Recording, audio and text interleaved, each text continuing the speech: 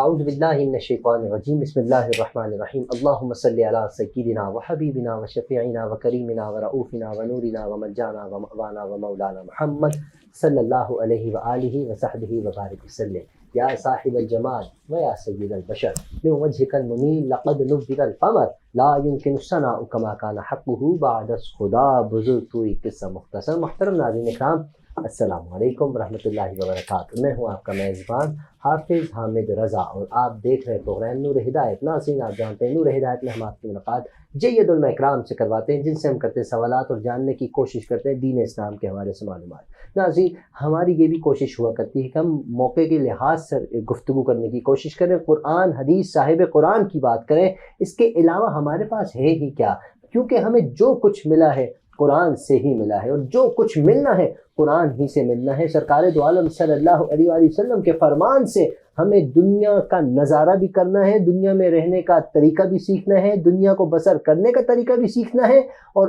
اگلی جو دنیا ہے جسے ہم کہا کرتے ہیں کہ اصلی دنیا جسے ہم کہا کرتے ہیں، اہم ترین دنیا وہی ہے، آگے کی منزل کو کس انداز میں ہمیں لے کر چلنا ہے اور اس میں کس انداز میں اپنے آپ کو سرخرو کرنا ہے، تو یہ ہمیں قرآن بتاتا ہے۔ ناظرین، صاحب قرآن کے فرامین ہمیں بتاتے ہیں، اللہ کلام کرتا ہے قرآن کے ذریعے مومنین کے ساتھ۔ ناظرین اکرام، قرآن کا دامن اگر ہم نے پکڑ لیا تو یقین جانیے دنیا بھی ہماری اور اگلی دنیا بھی ہماری ہے۔ اور سرکار دو عالم صلی اللہ علیہ وآلہ وسلم کے قلب اطہر پر نازل ہونے والا یہ پیارا کلام کیا کمال کا کلام ہے۔ ناظرین اکرام، کفار اسے سنتے تھے، مسلمان ہو جایا کرتے تھے۔ پہاڑ پر نازل ہوا، پہاڑ ریزہ ریزہ ہو گیا۔ آج ہم نور ہدایت کے پلیٹ فارم پہ قرآن ہی کی بات کرتے ہیں، صاحب قرآن کی۔ آج کا ہمارا موضوع ہے ناظرین، دین اور دنیا میں اسلام سے رہنمائی۔ دین، دنیا اور اسلام۔ اسلام کس مقام پر کھڑا ہے، دین کہاں ہے، دنیا میں ہمیں کس انداز میں جینا ہے، یا ہمیں اسلام ہی بتاتا ہے، دین ہی بتاتا ہے۔ ہم ان تینوں چیزوں کو ایک ساتھ سامنے رکھتے ہوئے آپ کے سامنے موجود ہیں، اور مختصر سے وقت میں ہمارے ساتھ تشریف فرما ہے خوبصورت موضوع پر خوبصورت انداز میں گفتگو فرمانے والی شخصیت۔ مختلف ٹی وی چینلز پر ہم حضرت صاحب کو دیکھتے ہیں، ملاقات رہتی ہے، لوگ پسند کرتے ہیں۔ میری مراد محترم المقام جناب حضرت علامہ مولانا سید فیضان حسین صاحب ہمارے ساتھ موجود۔ آئیے آپ کی ملاقات کرواتے ہیں حضرت صاحب سے اور انشاءاللہ اپنے موضوع کی جانب بڑھتے ہیں۔ حضرت السلام علیکم ورحمۃ اللہ۔ وعلیکم السلام ورحمۃ اللہ۔ کیسے مزاج سے؟ الحمدللہ، آپ ٹھیک ہیں؟ اللہ کا احسان ہے جی، بہت بہت شکریہ آپ کی تشریف آوری کا، بہت خوشی ہوئی آپ تشریف لائے، پہلی مرتبہ نور ہدایت کے پلیٹ فارم۔ امید کرتا ہوں آپ کی تشریف آوری سے ہمارے اس پروگرام کو چار چاند لگنے والے ہیں، اور چار چاند لگ چکے ہیں ماشاءاللہ سے، کیونکہ آپ سید بھی ہیں اور فیضان بھی ہیں، حسینی فیضان ہے ماشاءاللہ سے، حسین نسبت بھی حسینی ہے، اور الحمدللہ علامہ بھی ہیں، مفتی صاحب بھی ہیں، اور شعبہ تدریس سے بھی حضرت کا تعلق ہے۔ اللہ رب العزت کی بارگاہ میں دعا گو ہوں کہ اللہ پاک علامہ صاحب کے علم میں، عمل میں بے پناہ برکت عطا فرمائے۔ اچھا حضرت علامہ صاحب ارشاد فرمائیے گا، دین اور اسلام اور اس میں دنیا، ہم اگر ان تینوں چیزوں کو الگ الگ کریں تو کیا دنیا میں ہمارا بسیرا ممکن ہے، کہ تینوں چیزوں کو ایک ساتھ لے کر چلنا ہوگا؟ کیا فرماتے ہیں؟ نحمدہ ونصلی علی رسولہ الکریم، اما بعد فاعوذ باللہ من الشیطان الرجیم۔ قال اللہ تبارک و تعالی فی القرآن المجید والفرقان الحمید، زین للناس حب الشہوات من النساء والبنین والقناطیر المقنطرۃ من الذہب والفضۃ والخیل المسومۃ والانعام والحرث ذلک متاع الحیاۃ الدنیا واللہ عندہ حسن المآب۔ اللہ رب العزت جل وعلا نے قرآن کریم میں ارشاد فرمایا، زین للناس حب الشہوات۔ پہلی بات تو یہ بات آپ یاد رکھیں کہ یہ دنیا ہمارے لیے دار ابتلا ہے، ایک آزمائش کی جگہ ہے، ایک امتحان کی جگہ ہے، اور یہ ایسی جگہ ہے کہ یہاں پہ ہر ایک بندہ جو ہے وہ آزمائش میں مبتلا ہے، بالکل، چاہے وہ کوئی بھی بندہ ہو۔ باپ بھی آزمائش میں مبتلا ہے، بیٹا بھی آزمائش میں مبتلا ہے، بیوی بھی آزمائش میں مبتلا ہے، خاندان والے سب ایک آزمائش میں ہیں، یعنی سب کے ایک دوسرے پر حقوق ہیں اور ان حقوق کو پورا کرنا ہے۔ تو یہاں پہ اللہ نے جب بھیجا تو حقوق بھی ہم پہ لازم کیے، اور پھر ان حقوق کو پورا کرنے کے لیے ہماری یہ ذمہ داری ہے کہ ہم ان حقوق کو پورا کریں۔ جب ہم حقوق کو پورا کرنے کے لیے یہاں پر آئیں تو پھر ہم آزمائش میں، اور ہر بندہ ایک الگ آزمائش میں۔ اور علماء نے ایک بڑی پیاری بات لکھی کہ قرآن کریم کی جو آیت ہے کہ اللہ نے فرمایا کہ بعض آیات جو ہیں وہ متشابہات ہیں، اور بعض فرمایا محکمات ہیں۔ محکمات یعنی بالکل واضح آیات ہیں، اور متشابہات کہتے ہیں غیر واضح آیات۔ تو علماء کے لیے آپ دیکھیں بیان فرمایا کہ ایک آزمائش کیا ہے، یعنی لوگ یہ سمجھتے ہیں کہ چونکہ بندہ دیندار اگر بن گیا تو شاید وہ آزمائش میں نہیں جائے گا،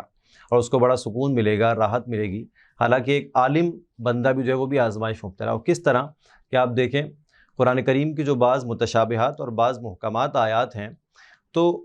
جو متشابہات آیات ہیں ان میں اللہ تعالیٰ نے منع کر دیا کہ آپ نے غور و فکر نہیں کرنا، اس میں سوچ بچار نہیں کرنی، اور اس کا حکم یہ ہے متشابہات جو آیت ہوتی ہیں کہ اس میں آپ نے معنی کی تلاش نہیں کرنی، اس میں غور و فکر نہیں کرنا، اس کے معنی کو تلاش کرنے کے لیے تحقیق نہیں کرنی، کیونکہ اس کا معنی جو ہے وہ اللہ تعالیٰ قیامت کے دن ہم پہ واضح فرمائے گا، اس سے پہلے ہم پر معنی نہیں کھل سکتا۔ تو علماء نے بیان فرمایا کہ علماء کے لیے ایک آزمائش یہ ہے کہ ان کو اس معنی کی تلاش کرنے سے روک دیا گیا۔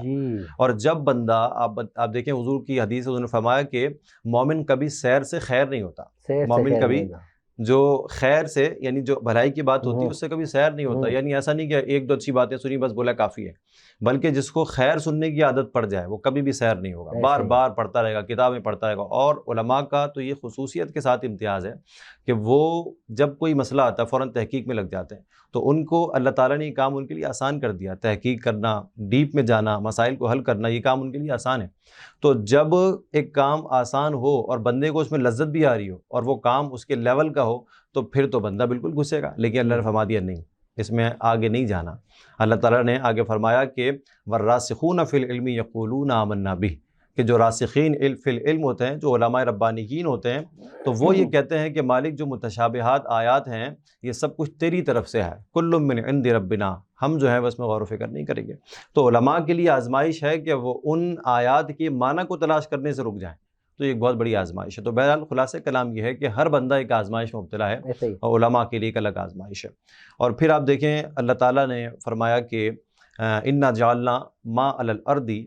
زینت اللہ لنبلوہم ایہم احسن عملا، اللہ نے فرمایا کہ جو کچھ زمین میں ہے جس کو ہم نے زینت دی ہے وہ ہم نے اس لیے بنایا ہے تاکہ ہم تمہیں آزمائیں کہ کون جو ہے وہ اچھے اچھے اعمال کرتا ہے۔ تو ہمیں یہاں پر بھیجا گیا ہے آزمائش کے لیے، اور یہ ساری جو زینتیں یہاں پہ اللہ تعالیٰ نے بکھیری ہیں اس لیے کہ ہم آزمائش میں مبتلا ہیں۔ جو آیت میں نے جو آیت کریمہ آپ کے سامنے تلاوت کی، اللہ نے اس میں فرمایا کہ زینا للناس، مزین کر دیا گیا لوگوں کے لیے، حب الشہوات من النساء، عورتوں سے شہوات کو پورا کرنا، صحبت کرنا، یہ مردوں کے لیے اللہ تعالیٰ نے اس کو مزین کر دیا۔ اس میں ایک آپ رکھیں کہ اٹیکشن اللہ تعالیٰ نے رکھ دی، اور فرمایا والبنینا، بیٹوں سے محبت اللہ تعالیٰ نے دل میں پیدا کی، والقناطیر المقنطرۃ من الذہب والفضۃ، فرمایا کہ سونے اور چاندی کے ڈھیروں کی محبت اللہ تعالیٰ نے بندوں کے دلوں میں ڈال دی، اور فرمایا والخیل المصومۃ، فرمایا کہ وہ جو نشان زدہ گھوڑے ہیں، پہلے کے دور میں چونکہ یہ سواری تھی اور بہت اعلیٰ سواری تھی، لوگ اس کو پسند کرتے تھے، تو اس لیے فرمایا کہ نشان زدہ گھوڑے جو ہوتے ہیں لوگوں کو بڑے پسند ہیں۔ آج کے دور میں اگر آپ اس آیت کا انطباق کریں تو جو ہماری بڑی بڑی گاڑیاں جو لوگ خریدتے ہیں ان کو اپنی گاڑیوں سے بڑی محبت ہوتی ہے، ان کو اپنی سواریوں سے بڑی محبت ہوتی ہے، تو فرمایا والخیل المصومۃ والانعام والحرث، فرمایا کہ یہ جو انعام یعنی چوپائے ہیں ان کی محبت بھی دل میں ڈال دی، اور حرث یعنی کھیتی باڑی کی محبت بھی دل میں ڈال دی۔ اللہ نے ان ساری چیزوں کو گنوایا، اور پھر آگے فرمایا کہ واللہ عندہ حسن المآب، یہ ساری چیزیں جو ہے نا یہ دنیا کی زندگی ہے، لیکن اچھا ٹھکانہ جو ہے وہ اللہ کے پاس ہی ہے۔ تو علماء نے اس بات کو بیان فرمایا کہ ساری چیزیں اللہ نے مزین کی ہیں ہمارے لیے، ہماری آزمائش کے لیے۔ اچھا بالکل حضرت، قطع کلامی معاف میں چاہوں گا، اس میں ایک سوال اور ذہن میں آتا ہے کہ بہت سے لوگوں کو ہم نے دیکھا ہے جو دنیا سے قطع تعلق ہی کر بیٹھتے ہیں، بولتے ہیں دنیا میں کیا رکھا ہے، بالکل دنیا اللہ ہی نے بنائی ہے، دنیا میں رہنے کے لیے ہی ہمیں بھیجا گیا ہے، تو ایک دم سے دنیا سے بالکل قطع تعلق ہی کر لینا کیا یہ مناسب ہے، چاہے وہ اللہ ہی کے لیے کیوں نہ ہو؟ جی دیکھیں، پہلی بات تو یہ کہ ہمارا جو اسلام ہے نا ایک عالمگیر مذہب ہے، اور اسلام ہمیں اس بات کا درس دیتا ہے کہ ہم اپنی دنیا کو ہی بیلنس کر کے رکھیں اور اپنی آخرت کو ہی بیلنس کر کے رکھیں، دونوں چیزوں کو ساتھ لے کے چلیں۔ یہی آیت جو میں نے آپ کے سامنے بیان کی، اس میں علماء کرام نے بیان فرمایا کہ یہ جو آیتوں میں، اس آیت میں جو محبت کی بات ذکر ہوئی ہے، جو مزین کی بات ذکر کی ہے اللہ تعالیٰ نے، تو یہ اس کا مطلب ہرگز یہ نہیں ہے کہ ہم ان ساری چیزوں کو چھوڑ دیں، کہ آپ نہ اپنی گاڑیوں سے محبت کریں، نہ ازواج سے محبت کریں، نہ بیٹوں سے محبت ہو، اور نہ ایسا کہ آپ دنیا کو چھوڑ دیں، کہ آپ رہبانیت کو اختیار کر لیں۔ اس چیز کا ہم سے مطالبہ نہیں کیا گیا، بلکہ آپ اگر قرآن کریم پڑھیں تو اللہ تعالیٰ نے بالکل واضح طور پہ اس بات کو ذکر کیا، فرمایا یا بنی آدم خذوا زینتکم عند کل مسجد، فرمایا کہ اے بنی آدم جب تم مسجد جاؤ تو پھر اپنی زینت کو اختیار کر لیا کرو۔ اور آگے اللہ تعالیٰ نے اس بات کو بیان فرمایا کہ قل من حرم زینت اللہ التی اخرج لعبادہ من الطیبات والرزق، اللہ نے فرمایا کہ آپ ان سے کہہ دیجئے کہ جو زینت اللہ نے اپنے بندوں کے لیے نکالی ہے وہ کس نے حرام کر دیا آپ کے لیے، بلکہ اللہ تعالیٰ نے فرمایا کہ قل ہی للذین آمنوا فی الحیات الدنیا، اللہ نے فرمایا آپ ان سے کہیے کہ یہ جو چیزیں ہیں دنیاوی چیزیں یہ ساری مومنین کے لیے ہیں اس دنیا کی زندگی میں. فرمایا خالصتاً یوم القیامہ، خالصتاً یہ جتنی بھی چیزیں یہاں پہ بیان فرمائی گئیں یہ خالصتاً آخرت میں مومنین کے لیے ہی ہیں. تو اس کو اس آیت کو علماء نے بنیاد بنایا، فرمایا کہ اسلام یہ نہیں چاہتا کہ آپ بالکل دنیا کو چھوڑ دیں، اور یہ بھی نہیں چاہتا کہ آپ اپنی آخرت کو فراموش کر دیں. تو اسی لیے اپنی زندگی کے درمیان بیلنس قائم کر کے رکھیں. اگر بیلنس ہے تو پھر آپ کی زندگی ٹھیک جا رہی ہے. بعض لوگ شاید سمجھتے ہیں کہ اگر ہم نے نعمتیں لے لیں اور ہم نے جو چیزیں اللہ تعالیٰ نے ہمارے لیے رکھی ہیں ان کو اگر ہم نے لے لیا تو شاید ہم صحیح نہیں کر رہے. اسی لیے آپ دیکھیں کہ وہ علماء پر بھی اعتراض بھی کرتے ہوئے نظر آتے ہیں، کہتے ہیں کہ یار علماء ہمیں منع کرتے ہیں خود اچھے اچھے کھانے کھا رہے ہیں، ہمیں گاڑیوں کے لیے منع کرتے ہیں خود اچھی اچھی گاڑیاں یوز کر رہے ہیں، ہمیں جو ہے وہ گھومنے پھرنے کے لیے انجوائے کرنے کے لیے کہتے ہیں آخرت کو یاد رکھو، اور خود جو ہے وہ اپنی زندگی کو انجوائے کر رہے ہیں. تو جو عالم پڑھا لکھا سلجھا سمجھدار ہوگا اور واقعی میں اس نے دین کو سیکھا ہوگا تو وہ جانتا ہے کہ اسلام کا مزاج یہ نہیں ہے کہ آپ رہبانیت کو اختیار کریں، آپ دنیا کو چھوڑ دیں، بلکہ اسلام کا مزاج یہ ہے کہ آپ اپنی دنیا کو ساتھ لے کر چلیں، اس کے ساتھ ساتھ آخرت کو اپنی فراموش نہ کریں. اچھا، بہت سے لوگ دنیا کو قطع تعلق کی کرنے کے بعد کہتے ہیں کہ ہم صوفیزم پر عمل کریں، بڑے بڑے صوفیہ اکرام اس انداز میں. اس وقت اس طرح کی دنیا کے اندر جو فیسلٹیز آج موجود ہیں اس وقت اس طرح کی فیسلٹیز نہیں تھیں. اگر آج کوئی دنیا کے اندر رہ کر اسلام کی بات کرتا ہے، دین اسلام کو پھیلانے کی کوشش کرتا ہے، تو اس کو دنیا والوں کو ساتھ لے کر چلنا ہوگا. اگر اس نے دنیا ہی کو چھوڑ دیا تو وہ دنیا میں آگے نہیں بڑھ سکتا، ساتھ لے کر چلنا ہوگا. جیسے علامہ صاحب نے بھی فرمایا، اس بات کو ہم کوشش کرتے ہیں کیونکہ وقت ہمارے پاس بہت مختصر ہے. علامہ صاحب، عورتوں کے حوالے سے میں جاننا چاہوں گا عورتوں کے ساتھ کیسے رہنا چاہیے، جو کہ وہ بھی ہمارے حصے دار ہیں، اسی دنیا میں رہتی ہیں، ہمارے ساتھ ہی رہتی ہیں، عورتوں ہی کی وجہ سے ہم یہاں موجود ہیں. تو ہمارے ہاں عورتوں کو اس دور میں بہت سائڈ پہ لگا کر رکھا جا رہا ہے یا بہت سر پہ بٹھا کر رکھا جا رہا ہے، آپ کیا فرماتے ہیں کس انداز میں رکھنا چاہیے؟ دیکھیں، جو آیت کریمہ میں نے آپ کے سامنے بیان کی، اللہ نے جو بیان فرمایا کہ زُیِّنَ لِلنَّاسِ حُبُّ الشَّهَوَاتِ مِنَ النِّسَاءِ، کہ اللہ نے مزین کر دیا عورتوں کے ساتھ شہوت کو پورا کرنا، اپنی خواہشات کو پورا کرنا. تو یہاں پہ علماء نے اس بات کو بیان فرمایا، اس کی تفسیر میں بیان کرتے ہوئے فرمایا کہ عورتوں کے ساتھ بندہ اپنے اشتغال کو رکھ سکتا ہے، اپنے آپ کو مصروف کر سکتا ہے. اور حضور نے قرآن کریم کی جو آیات جو حضور کے ذریعے ہم تک پہنچی، اللہ تعالیٰ نے فرمایا لِتَسْكُنُوا إِلَيْهَا وَجَعَلَ مَوَدَّةً وَرَحْمَةً. اللہ نے فرمایا کہ عورت کو اس لیے بنایا گیا تاکہ تم اس سے سکون حاصل کرو، تمہیں اس سے انسیت ہو جائے. اور دوسرا آگے فرمایا کہ اللہ تعالیٰ نے ان کے اور تمہارے دلوں میں محبت رکھ دی ہے، مودت رکھ دی ہے. اور حضور اسلام نے خود ارشاد فرمایا اس بات کو، حضور نے فرمایا کہ 3 چیزوں کی محبت میرے دل میں ڈال دی گئی ہے. ایک فرمایا نماز کی محبت، اور فرمایا ایک خوشبو کی محبت، اور ایک میری ازواج کی محبت. تو یہ محبت کوئی ناجائز محبت نہیں ہے کہ ازواج کو وقت دینا، ان کی ضروریات کو پورا کرنا اور ان کو خوش رکھنا، ان کے جو حقوق ہیں ان کو پورا کرنا، یہ کوئی بری بات نہیں ہے. بعض بے اعتدال لوگ جو ہوتے ہیں وہ سمجھتے ہیں کہ شاید عورت میں اگر بہت زیادہ مشغول ہو گئے تو شاید یہ غلط بات ہے. ہاں، لیکن یہاں پر ایک بات آپ یہ بھی یاد رکھیں کہ حضور علیہ الصلوۃ والسلام کے ان فرامین سے یہ بات ہم تک پہنچی ہے کہ ہم نے عورتوں میں بہت زیادہ اشتغال نہیں رکھنا، یعنی ان کو وقت دینا ہے، ان کے جو حقوق ہیں پورے کرنے ہیں. لیکن اگر آپ نے بہت زیادہ ان کو وقت دیا تو پھر یہ چیز ممنوع ہے، یہ چیز کو منع کیا گیا ہے. اس کی بنیادی وجہ یہ کہ حدیث پاک میں حضور السلام نے ارشاد فرمایا کہ حضور صحابہ کرام نے بیان فرمایا کہ حضور السلام ایک خواتین کے پاس سے گزرے تو آپ نے ان کو کہا کہ تم صدقہ کیا کرو، میں نے تمہیں کثرت سے جہنم میں دیکھا ہے. تو ان خواتین نے کہا رسول اللہ کیا وجہ ہے، آپ نے ہمیں جہنم میں کثرت سے کیوں دیکھا؟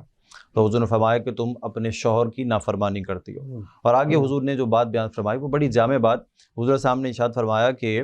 ایک تو یہ کہ تم ناشکری کرتی ہو، لیکن آگے عورتوں کے ساتھ زیادہ مشغولیت کے لیے جو علماء نے منع کیا وہ اس وجہ سے کہ حدیث پاک میں الفاظ موجود ہیں. حضور نے فرمایا کہ ایک سمجھدار مرد کی عقل کو بھی عورت جو ہے نا وہ اپنی باتوں سے سلب کر لیتی ہے. اور یہی دیکھنے میں آتا ہے کہ بعض ایسے جو مرد ہوتے ہیں کہ جو بہت زیادہ ہی اپنی ازواج کو وقت دے رہے ہوتے ہیں اور ان کی آخرت کے لیے ان کو نقصان مل رہا ہوتا ہے، تو پھر نتیجہ یہ نکلتا ہے کہ ان کے اندر عورتوں کی عادتیں آ جاتی ہیں اور پھر وہ غیبتیں شروع کر دیتے ہیں، اور پھر ان کے دینی کام چھوٹ رہے ہوتے ہیں، نمازیں چھوٹ رہی ہیں، روزے چھوٹ رہے ہیں، اور جو اچھے کام ان کے ہوتے ہیں غیبتوں میں مشغول ہو جاتے ہیں. اسی لیے علماء نے بیان فرمایا کہ ان کو آپ وقت تو دیں، ان کے حقوق پورے کریں، لیکن حد سے زیادہ اگر آپ نے ان کے درمیان اشتغال کر دیا تو پھر آپ کے لیے نقصان کا باعث ہے. بالکل. اچھا حضرت، دنیا میں رہنے کے لیے ہمیں ساری چیزوں کو سامنے رکھنا پڑتا ہے. جیسے ہم نے عورتوں کے حوالے سے گفتگو کی ہے اور اس کے علاوہ مختلف ہم نے سوالات پر ہم نے کوشش کی روشنی ڈالے. ایک سوال اور ذہن میں آتا ہے جو کہ اس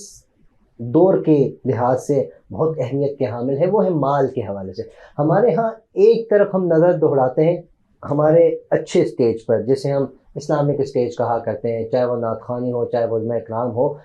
پیسے کا لٹانا، پیسے کی بے حرمتی کرنا، معذرت کے ساتھ ہو سکتا ہے بہت سے لوگوں کو میری یہ بات ناگوار گزرے، لیکن جو حقیقت ہے وہ حقیقت ہے۔ اور اس کے علاوہ اگر ہم دوسری طرف نظر دوہرائیں جو کہ اچھی جگہ نہیں کہلائی جاتی، بہت سے لوگ پہچان گئے ہوں گے، جان گئے ہوں گے میں کس جگہ کی بات کر رہا ہوں، وہاں بھی پیسے لٹائے جاتے ہیں۔ اور اس کے علاوہ بہت سے لوگ دکھاوے کے طور پر ویڈیو بنا دی، جی جی آپ نے دیکھو کہ پکچرز بنا دی، کسی کو بیچاروں کو 100 روپے کا نوٹ بھی دے رہے تو وہ بھی پوری دنیا کو دکھا رہے کہ ہم الحمدللہ NGO چلا رہے، ادارہ چلا رہے۔ اچھی بات ہے، دکھائیں کیونکہ اسی سے آپ کو ملتا ہے، لیکن نیت یہ نہیں ہوتی، ہماری نیت کچھ اور ہوتی ہے۔ ہمیں اعتدال مال و دولت کے ساتھ اس دور میں رہتے ہوئے کس انداز میں اعتدال کرنا چاہیے اور کیا ہمارا فرض بنتا ہے، ارشاد فرمائیے۔ صحیح، دیکھیں یہی بات علماء کرام نے، جیسے میں نے ابھی خواتین کے حوالے ذکر کیا، یہی بات آگے علماء نے بیٹوں کے بارے میں بھی کہی کہ بیٹوں کے اندر بھی بندہ اعتدال رکھے۔ آپ کی بات کی طرف میں آتا ہوں، لیکن بات یہ بھی بات ضروری ہے کرنا کہ بیٹوں سے بھی جو ہے نا وہ ان کی طرف رجوع کرنا، ان کے پاس جانا، اس کو علماء نے بیان فرمایا کہ بالکل جائز ہے اور اچھی بات ہے، ان کو وقت دینا چاہیے، کیونکہ حدیث پاک میں ہے، حضور السلام نے ارشاد فرمایا کہ جب انسان دنیا سے چلا جاتا ہے تو اس کے اعمال کا سلسلہ منقطع ہو جاتا ہے، لیکن حضور نے فرمایا 3 اعمال ایسے ہیں کہ جو مستقل طور پہ جاری رہتے ہیں، جس میں سے ایک حضور نے فرمایا کہ علم نافع، صدقہ جاریہ، اور تیسری چیز حضور نے فرمایا ولد صالح، نیک اولاد۔ تو نیک اولاد جب ہوگی اور اپنے بیٹا جو ہے جب وہ باپ کے لیے دعا کرے گا تو یہ وہ عمل ہے کہ جس سے باپ کو فائدہ ہوگا۔ اس کے علاوہ مطلب ان کو چھوڑ دینا، اور جو سرمایہ داری ہے، جس طرح لوگ دنیا میں سرمایہ اپنا لگاتے ہیں اور ان کی یہ کوشش ہوتی ہے کہ مجھے اس کا پھل ملے، تو اسی طرح ہماری اولادیں جو یہ ہمارا سرمایہ ہے، یہ جب ہم ان کی تربیت کریں گے تو پھر ہمیں آخرت میں اس کا بدلہ ملے گا۔ اور قرآن کریم کی آیت میں اللہ نے فرمایا کہ وَيُمْدِدْكُمْ بِأَمْوَالٍ وَبَنِينَ، اللہ تعالیٰ بیٹوں کے ذریعے اور مال کے ذریعے تمہاری مدد کرے گا۔ تو بیٹوں کو بھی نہیں چھوڑنا، لیکن آگے جو آپ نے مال کی بات کی تو مال اور بیٹے دونوں میں راہ اعتدال چاہیے۔ اور مال دیکھیں آپ، بعض لوگ شاید سمجھتے ہیں کہ اس کو کمانا ناجائز ہے، مال کو جمع کرنا اور اس کو کمانا، اور بہت زیادہ اس میں مطلب یہ کہ جو لوگ امیر ہو جاتے ہیں، جن کو پیسہ مل رہا ہوتا ہے، کام کرتے ہیں، اللہ کا فضل ہے وہ، اور وہ جائز طریقے سے اگر کما رہے ہیں، تو اب جو امیر ہو رہا ہے، لیکن جو غریب ہوتے ہیں جب وہ امیر کو دیکھتے ہیں تو وہ اس پہ حسد کر رہے ہوتے ہیں اور کہتے ہیں کہ یار یہ دیکھو ذرا دنیا کو انہوں نے اپنا اوڑھنا بچھونا بنا لیا ہے سب کچھ۔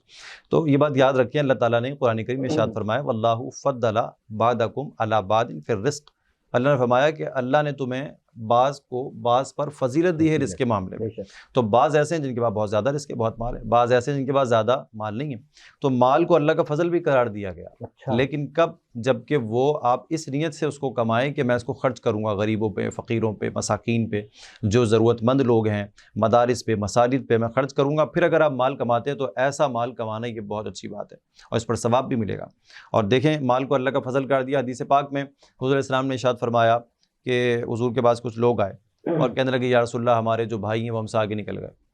اور ہم نماز پڑھتے ہیں وہ بھی نماز پڑھتے ہیں، ہم روزہ رکھتے ہیں وہ بھی روزہ رکھتے ہیں، لیکن ہم جو ہیں وہ صدقہ نہیں کرتے، وہ ہم سے صدقہ کرتے ہیں۔ تو جب فرمایا کہ وہ صدقہ کرتے ہیں تو وہ ہم سے آگے نکل گئے، تو حضور علیہ السلام نے ارشاد فرمایا میں تمہیں ایسی چیز بتاتا ہوں کہ جس سے تم ان کے برابر ہو جاؤ گے۔ تو حضور علیہ السلام نے ارشاد فرمایا کہ